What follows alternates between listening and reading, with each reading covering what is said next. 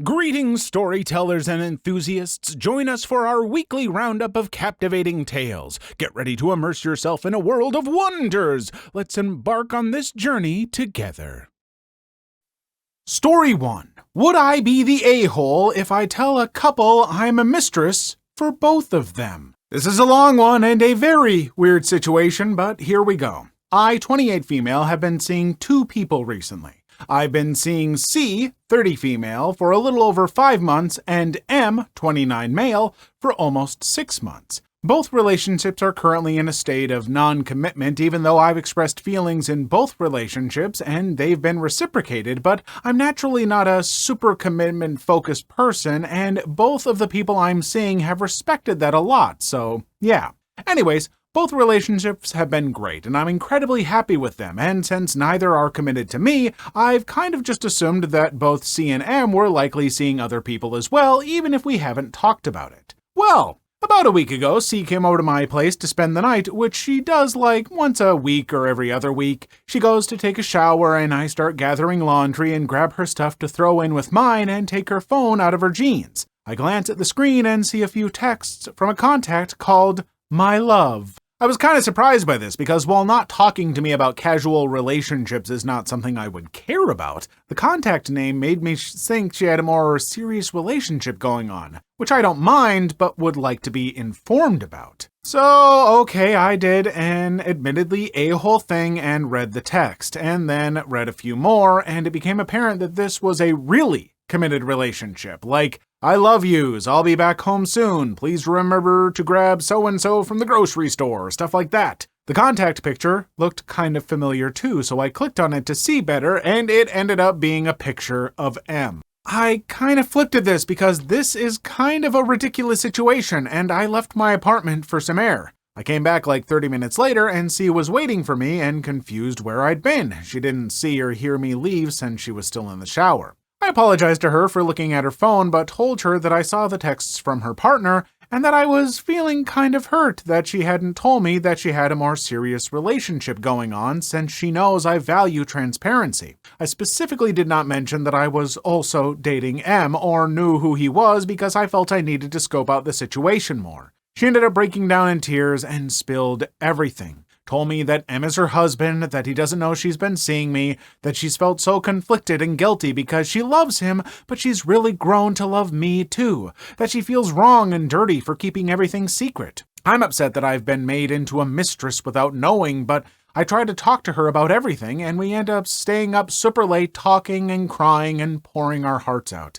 I still don't mention that I'm dating M too because I feel like I need to talk to him about this before any big decisions are made on my part. I ended up inviting M to stay at my place a few nights later, and I confronted him about the fact that I know he has a wife, made up something about my friends seeing them out together, and asked why he's kept this from me. His reaction was really similar, guilt, not understanding why he's attracted to two people at once, saying he very deeply loves C and doesn't want to leave her but really loves me too, says he's confused and doesn't know what to do. I don't mention to him that I know C or that I'm dating her. I asked him if he's heard of polyamory before, and he said yes, but he doesn't know anything about it really. I ended up encouraging him to maybe talk to his wife to see if that's something she'd be interested in, but he was terrified that she'd be hurt by the suggestion. I really do love them both, and I don't want to leave them. I've been poly for a long time and am very familiar with navigating ethical non-monogamy, and to me this feels a lot like two poly people struggling to come to terms with and accept a facet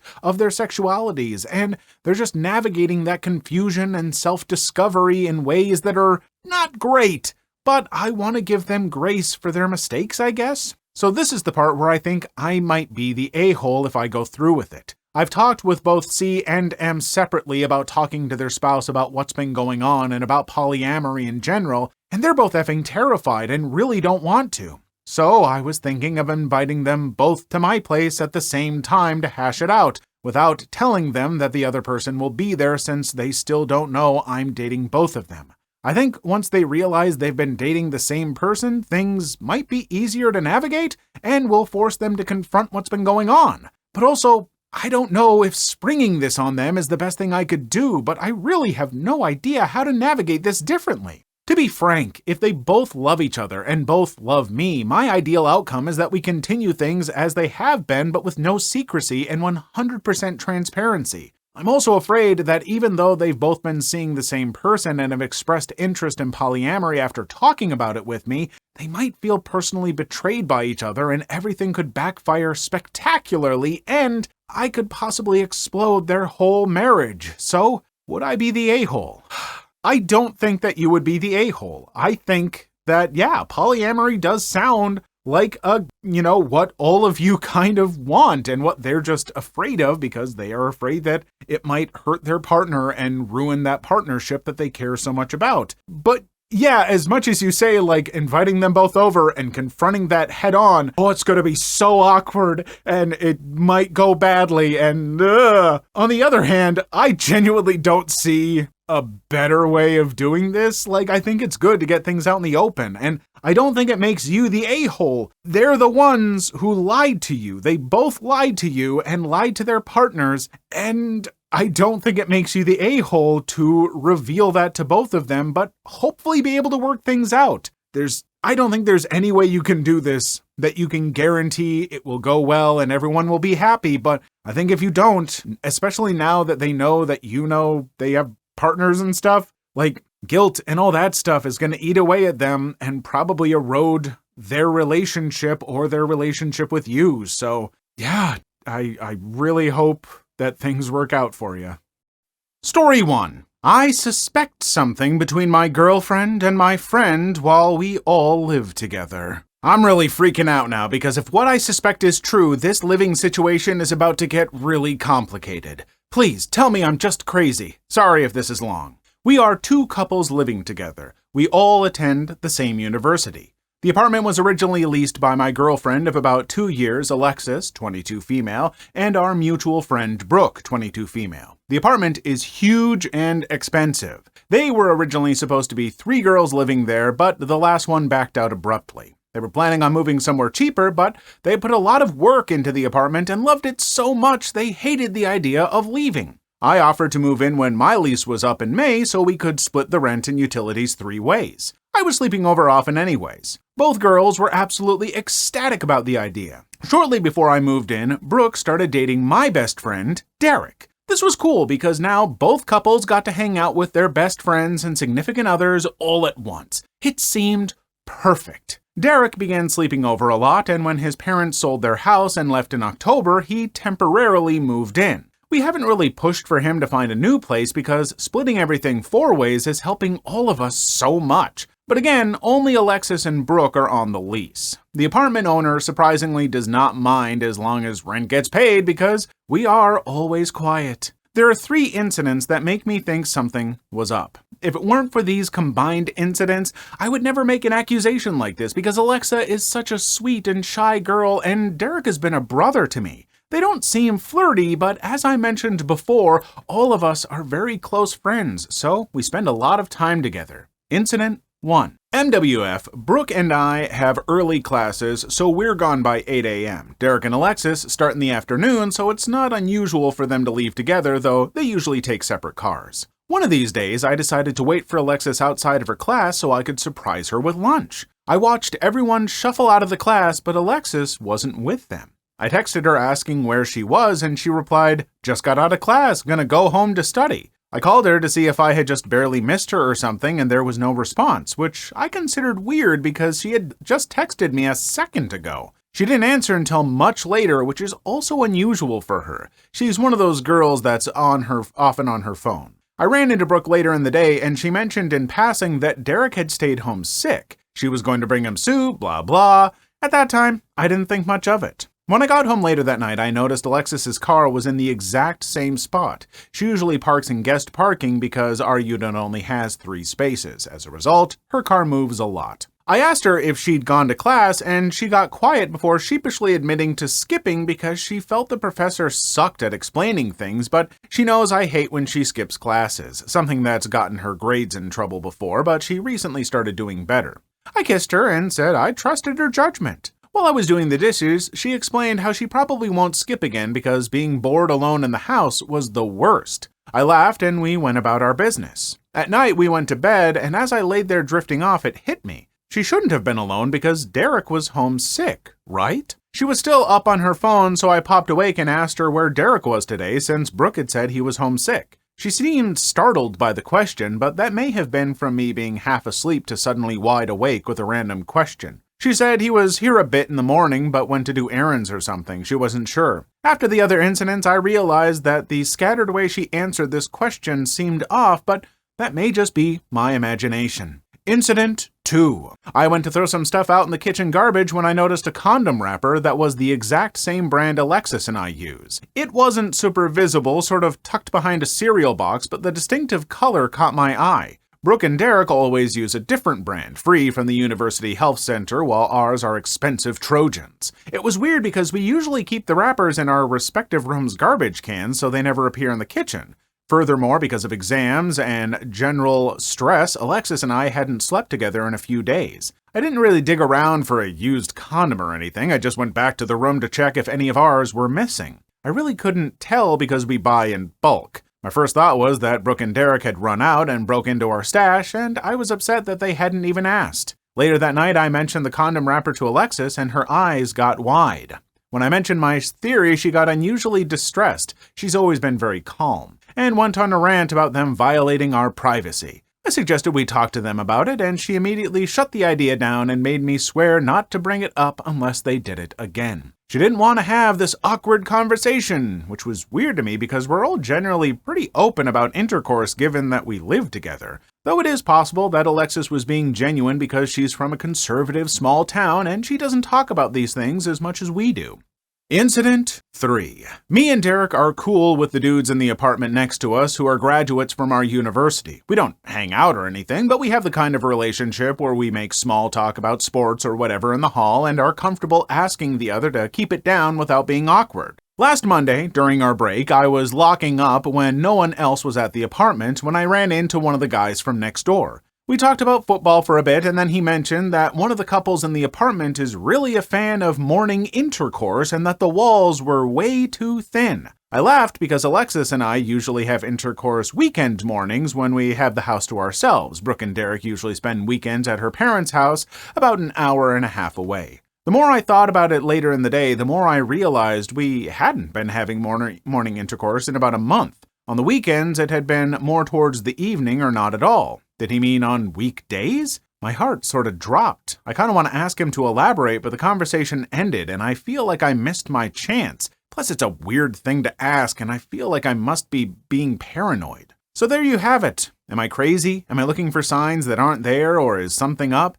And if so, how do I proceed? I don't want to ask her just yet because 1, I don't want to come off as crazy and jealous if nothing's up. 2, if something is up, I don't want them to start hiding it better. I was thinking of dropping by one of those mornings when they're alone together, but I don't know how to time it right. If I drop by too early or late, they might get more cautious. That's a tough one because usually when I see these posts where people are like, I suspect that my partner might be doing something wrong, I usually think it's overblown and maybe they just need to communicate more, or maybe their own paranoia for whatever reason is coloring their impressions of what this other person's doing. There's so many ways in which people can misinterpret stuff. I will say these 3 things together, it does feel like it may be cause for a small amount of concern, but they're also relatively explained. So I don't know. I think you might be thinking too much about it. I would just have, open conversations with your partner and, you don't necessarily have to be like, are you cheating on me? Like, no, but just express that, I don't know what to do in this situation. It's weird. It's uncomfortable. I guess just keep your eyes open. And if more stuff seems to keep happening and things are starting to seem kind of distant with you two, you may want to have a talk with her or something. Or, I don't know, talk to those neighbors and be like, hey, when'd the banging happen? When's the banging happen?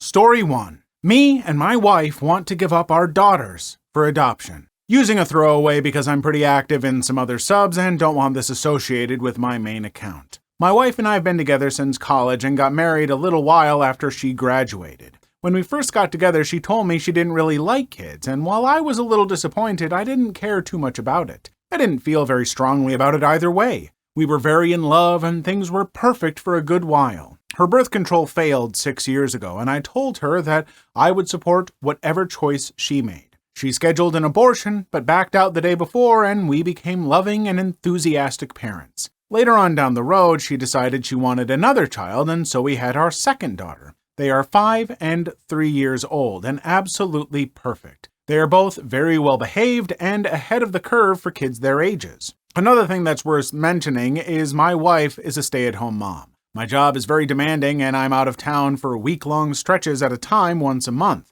and then 9 to 6 the rest of the month. I've had this schedule since we were married, basically. I make good money in the low 6 figures, and we've never had any kind of financial struggles. For the past few months, I've known something was up with my wife. She's obviously the primary caretaker of our daughters, but recently she's been completely hands-off when I'm at home. I don't mind spending the extra time with my daughters taking care of them, but it's more than that. She will completely ignore them while I'm around. If they ask her for anything at all, she tells them, "Go ask Daddy," or we'll go in our bedroom and lock the door to get away from them. I've been asking her if she's all right, and she's been insisting everything was fine until last night. After we put the kids to bed, she came to me and sat me down at the table. She started talking about fun things we had done right after we got married, what a great adventure everything had been, just generally reminiscing. She was being sweet and funny and loving, and my guard was down. She said, "Back before we had the girls, we could do anything we wanted. I wish we could go back to that." I asked her what she meant. After much prodding, she admitted that she regretted having kids. I said that there were times when I felt overwhelmed too, but that I would always love our daughters. She got quiet. She mumbled something, and I asked her to say it again. She yelled, "I don't love them," and then started sobbing. I sat there with my mouth hanging open. She composed herself and then started talking again. She was saying how she had been looking into adoption agencies and foster care. She had contacted one agency already. She was making plans to give away my children. I continued to listen, too dumbfounded to say a word, and she babbled on about how amazing it's going to be to have our lives back, how great our relationship will be when we don't have kids anymore. I don't know what to do. I let her talk herself out, and when she went to bed, I went and got my babies, packed some things, and drove to my mother's house. I called in sick to work today. I told them I'd probably be out the rest of the week. I have a ton of missed calls, voicemails, and texts from my wife. I haven't looked at any of them. I've spent the day talking to my mom about things and keeping the girls occupied. My mom doesn't know what to do either. I'm thinking I have a couple of options. Start calling lawyers or start calling mental health professionals. Maybe both. I don't know if she's having some kind of psychotic delusion or if she's just that awful of a person. I really don't want to go back home to her now. Ever. I'm thinking divorce is the best choice, but I can't take care of the kids on my own. What should my next move be? Should I try to call my wife? Yeah, as much as fans of the channel know that I'm a supporter of abortion, your body, your choice, absolutely. And I am a supporter of people wanting to have those kids and adoption. I think adoption is a great thing. But I think when you make the choice to keep those kids and you've had them for, 5 years where they have made attachments, they know who you are, and then just going, I changed my mind, I don't want them anymore. I don't know how I feel about that. I respect when people are going to have a kid and they're like, I'm not going to be a great parent. I don't think me raising this kid is for the best. I want to give it up for adoption. But when you form those bonds and stuff, I don't know. I think maybe the wife is having some struggles and there's other things going on that therapy could help with and she could get over this. Because there does come a point where years down the road, the kids will become, more autonomous. They'll do their own things. You'll be able to go out and do the stuff you used to do. But those early years are busy. I don't know. So, but yeah, hearing that and hearing her say I don't love them, that's a lot. And I don't feel comfortable at all saying oh, you should do this or this. You should have a lot of talks with her and most definitely some form of professional. I don't know, folks. This is one of those ones where get in the comments. Let me know where you're at with this because this is a lot. Story 1. My dad cheated on my mom with my teacher. What do I do now? So, at the beginning of December, my mom told me that my dad was having an affair, and the woman is a teacher at my school. To preface this, she isn't my teacher, but she was my brother's before he graduated. Even though she wasn't my teacher, I connected with her on a very deep and personal level, to the point that she was like my therapist, in the sense I told her my problems and asked for adult advice. She's an arts teacher, and I was/am in a class that is intertwined in some things. I won't say what subject to at least keep some privacy. I will refer to her as A. Every year, these two types of classes go on a pretty big competition trip out of state. My freshman year was during COVID, so we didn't get to go, but my sophomore year we did. Another thing to add is that my dad owns an apparel business, which he makes the school spirit for all the school in the district. Like I said, my brother was in A's class before they were making the apparel for the district. My dad would make small orders per the teacher's request. Because he was a parent of one of the kids in the class, he could get away with making small orders. Fast forward back to my sophomore year, A is a single mom with 2 teens and is working on a teacher's salary in a small town. My dad hired A so she could make some money on the side. Because it's a small business, she would have a flexible schedule to work while being a full-time teacher. This was where we started to grow close. She loved my long hair, so it started off with just offering to fix up my hair. Small talks grew into my gossiping to her, and then grew into both of us gossiping. I know now that may sound a bit unethical, but because I was a student, but we played it off because she wasn't actually her student. She became my friend. I could go over so many things, but that would be more than double the size of this post. Coming to the end of the year, we go on this trip. Both my parents with us, not as chaperones though. My mom noticed how caring my dad was with A, buying her lunch, getting snacks, doing tasks for her, etc. He wouldn't do this for my teacher though, which was why my mom got uncomfortable. He played it off and just being nice to his employee, and that it had to be hard leading the charge on the trip. Mom ignored it and didn't think about it anymore. Another thing is that my mom and her were friends, so during the time between my sophomore and junior year, my dad continued to have a questionable but normal relationship with A. My mom became insecure to the point where she asked to discuss this with Dad, but he blew it off. My mom ended up just thinking that she was making something out of nothing. Big mistake. Over time, Mom and A grew apart and their friendship fizzed out. She would still make conversation when she visited my dad while working. Another detail is that the business is ran in our basement of our home, and even did my hair for each homecoming and the 2 proms I've attended, and my mom was thankful for that. Nothing ever gave her proof that there was an affair going on other than overhearing questionable conversations or A saying things that my mom only told my dad. A side note to add, remember how I said she was like my therapist? Well, when my parents would fight, unrelated to her at the time, I would tell her how upset it made me. Or when I would get into arguments with either my mom or dad, I would tell her. She knew a lot about my personal life and issues. So how did my mom find out? My mom and dad are both originally from the same state, but had to move away for dad's job. One of my cousins was getting married, and Mom and I went out of state for it over that weekend. Dad didn't really know the cousin well, and he had work, so he stayed home. When we got back, my mom got a text from the other neighbor and her friend, and told my mom that A had been at the house all day. Neighbor had said she would be uncomfortable if her husband and his employee were together the whole weekend, but Mom didn't know that she was there. She ended up buying an audio device and putting it in the basement for the next time we went up, Thanksgiving. My dad also didn't go up this time. This time it was for a personal reason that I won't include in this post, but it was a deep reason. When we got back, my mom retrieved the footage and had her proof. He was having an affair with her. To sum up what has happened, my mom confronted both of them. They both denied it, and she told them that she had her proof. She got nothing out of them, like how long/when it started. I got home and well, your dad and A have been effing in this house. I loved my mom's confidence when she confronted him in front of me. More things were said, but I did get to talk to my dad privately, and he wouldn't confirm or deny whether or not it was true. I told him what's happened has happened, but said that if I found out him and A were still seeing each other, that I would not want him in my life.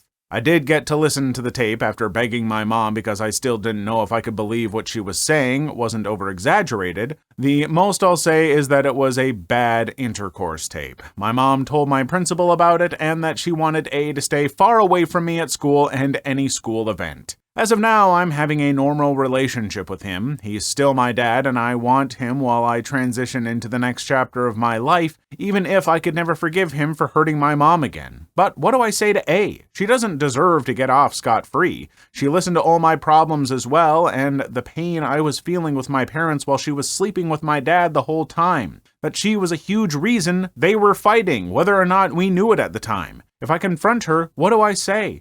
I won't forgive her, but I want her side. I'm at a crossroad and I just don't know what to do next. Again, sorry for the length of this story and any spelling/grammar mistakes, but if you made it this far, thank you for listening and helping. I mean, I would say first off, I just wouldn't confront her. I would just be like, you know what? I don't really want to talk with you. What you were doing was unethical and uncool, and it caused turmoil in my family, and we're trying to move past that, and so, bye.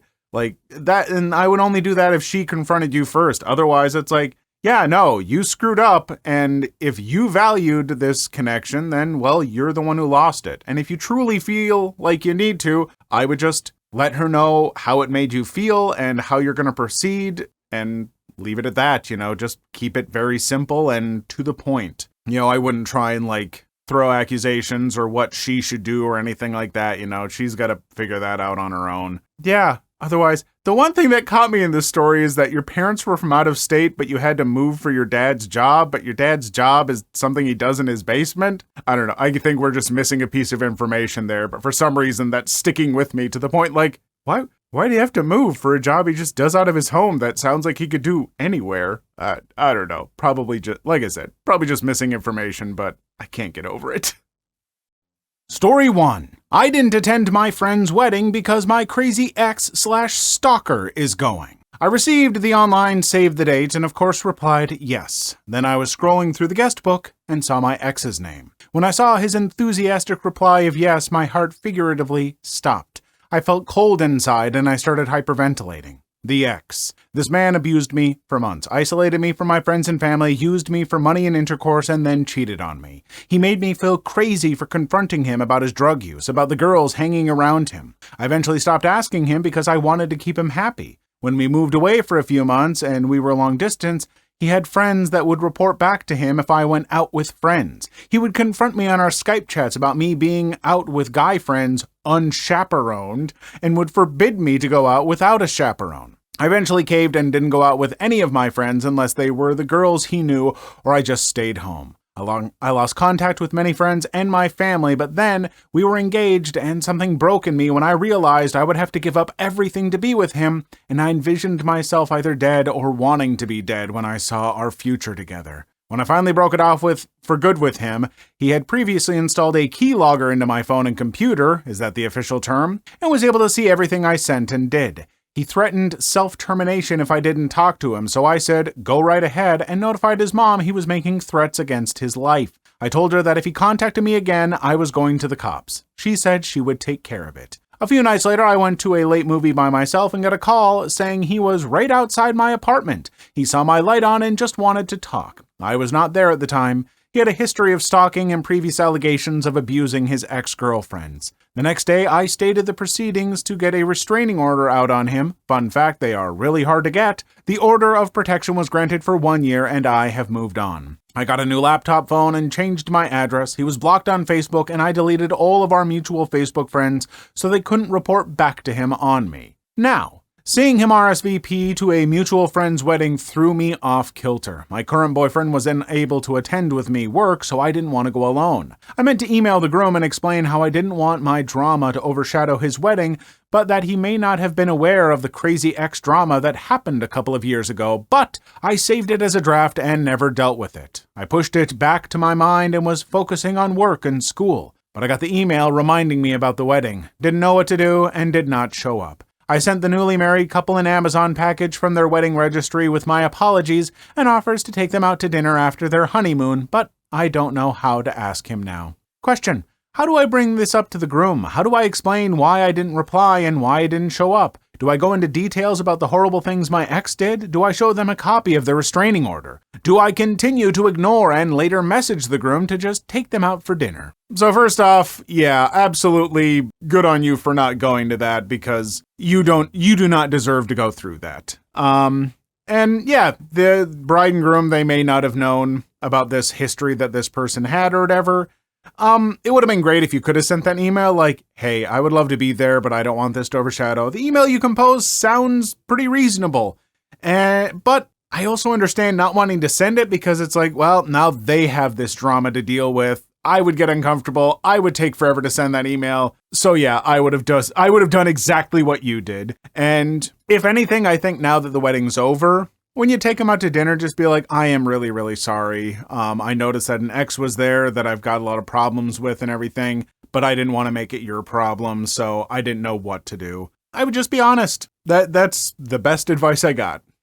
Story 2. Today I effed up by asking my girlfriend if I'm big or average down there. My 28 male, girlfriend 27 female, and I have been together for a year and a half now. Our relationship has been awesome for the most part, and the intimate chemistry especially was insane for a while. She would often make comments during intercourse and outside of intercourse about me being big downstairs. These were always unprompted comments, so it made me believe she genuinely thought that, so it was a great ego and confidence boost. For example, she would call me Big Blank as a nickname sometimes, or tell me that I have a adult film star blank. I even saw her 2 texts of her gay friend's positive comments. One, she told he has a thicker blank, it's nice, and she told another one, he actually has a pretty big blank. Long story short, I was led to believe I have a big size. Fast forward to a year and a half later, the comments have completely stopped besides occasionally during intercourse.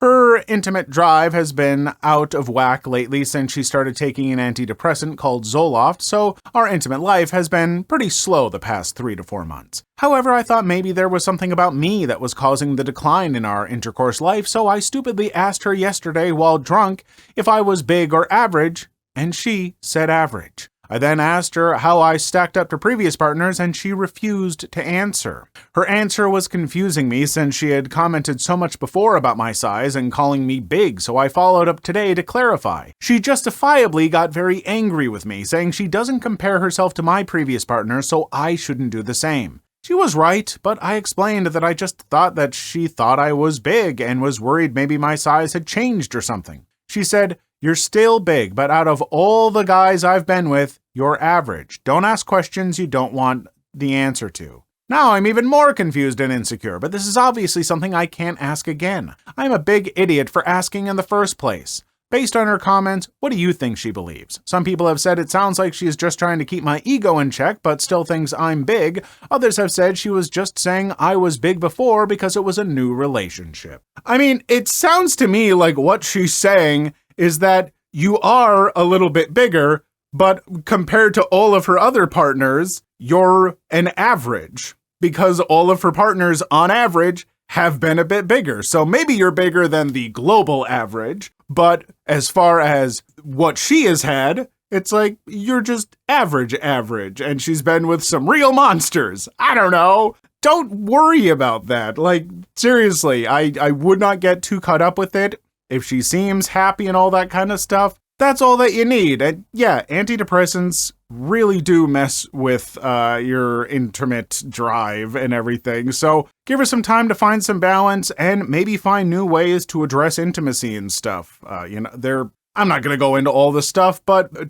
communicate about it. For some people, planning it works. For some people, there's all sorts of things to do. I'm not going to get into it here. Figure it out. Story 3.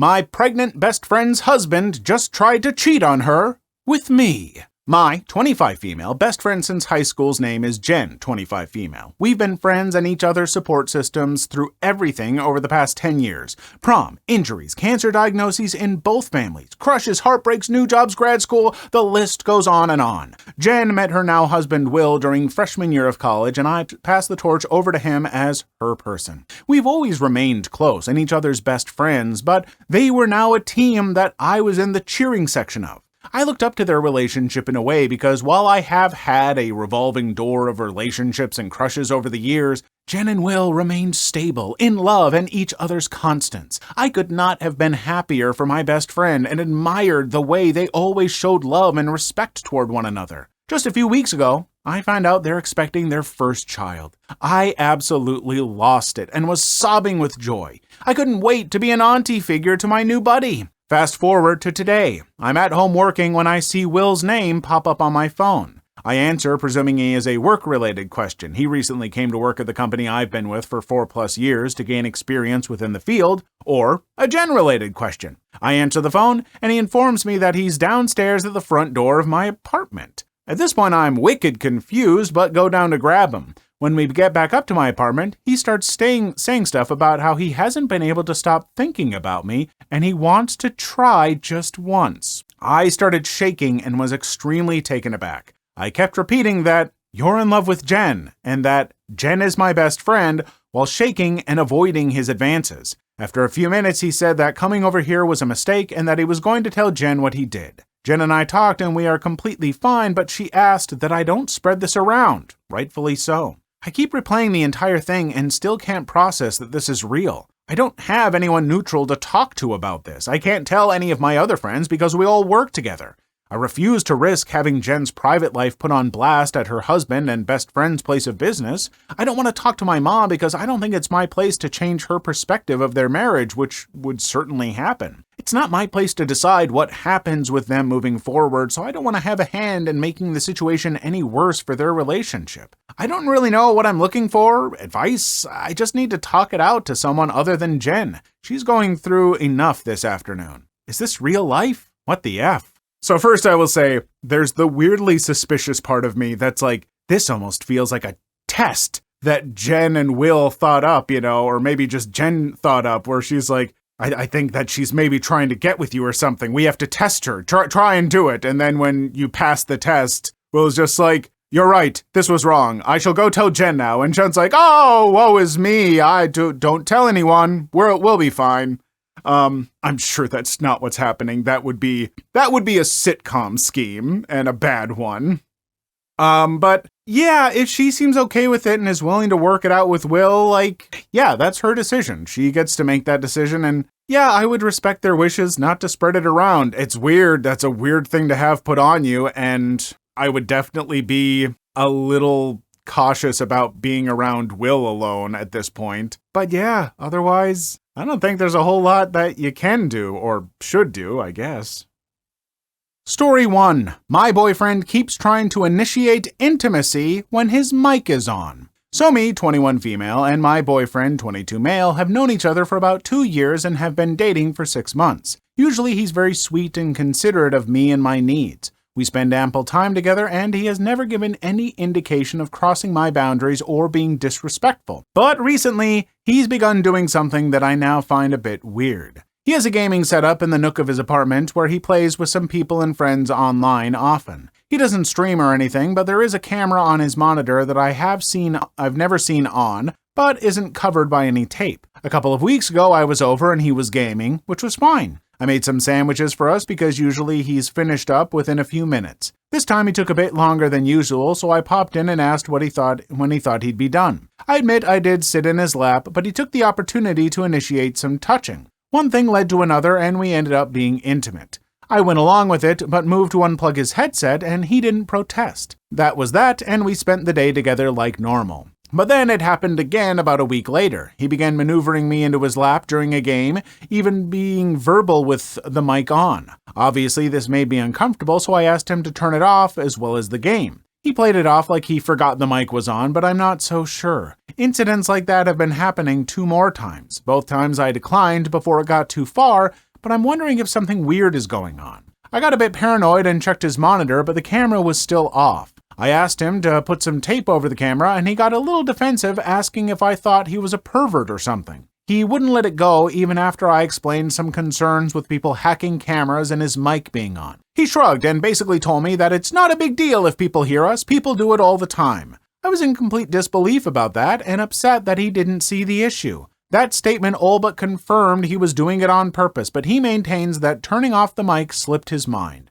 So, am I overreacting? Is there something going on that I'm not seeing, or is it most likely nothing? I'm scared to ask my friends about it and similar experiences because it's a bit embarrassing, and this is my first serious boyfriend. Every time I try to have a conversation about it, he manages to make me feel like I'm making things weirder, bigger than they are. I personally don't think that he's trying to do anything malicious. I just think that he doesn't really care about that stuff as much as you do. Like, he sees a fun opportunity for a new kind of intimacy, and maybe it's a little bit risque or something. Who knows? And I don't think that's necessarily malicious on his part. What I will say is that if you sit down and have an open, frank conversation where you just say, look, this is just my comfort level, and I'm uncomfortable with the possibility of being heard, and I just want you to respect that. He should respect that at that point. But you do need to have that open, honest conversation about it, because in his mind, that first initiation of that happening and stuff, it was so exciting, he's probably not thinking it through otherwise. And so I would at least give him a chance by having that conversation. But then, if you have told him why you're not comfortable with that, and like, hey, look, this is just my overall comfort, I'd appreciate this. If he still doesn't comply, then he's being a bit of a jerk, and then there needs to be a different conversation.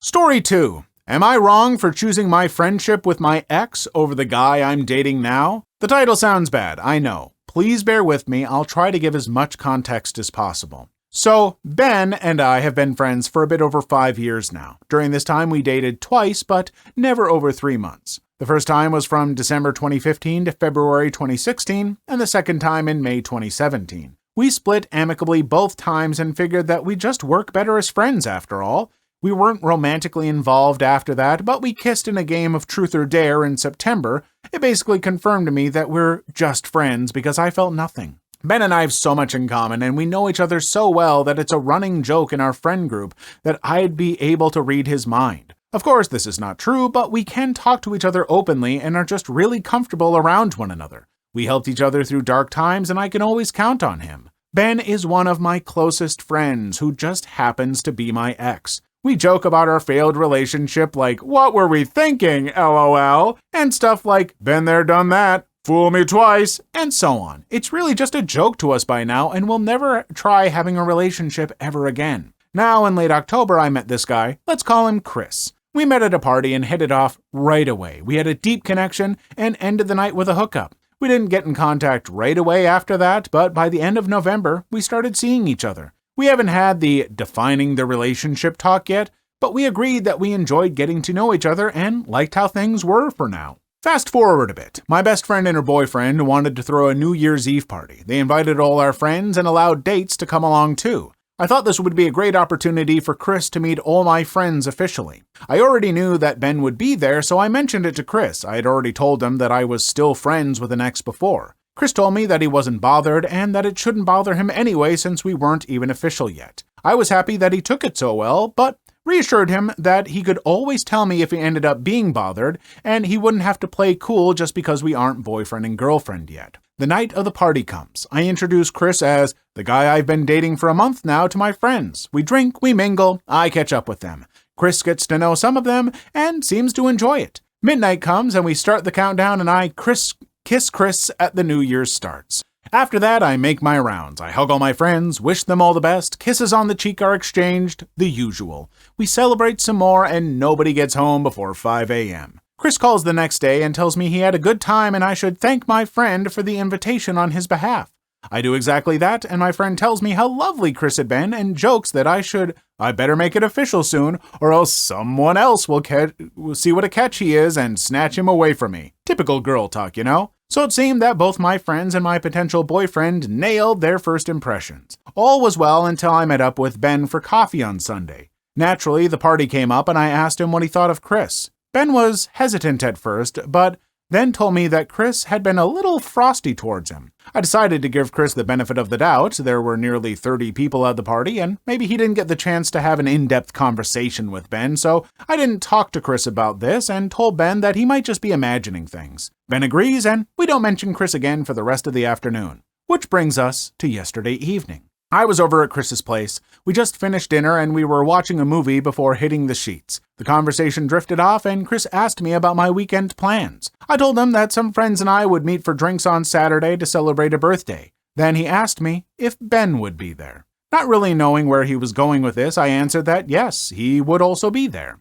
And that's where crap hit the fan. In a passive-aggressive tone, he said how ridiculous it was, how much time we spent together, and that I should be with him if I loved him so much, and how I always spend more time with Ben than him, and how I hugged Ben for far too long on New Year's. I was so dumbstruck. Days before, he told me he was cool with it. He even insisted that he was not at all bothered, and now this? I told him that I've hung out with Ben only 3 times since we started dating, once for a Christmas celebration with some other people, once at the party on New Year's, and the only one time was the coffee we had on Sunday.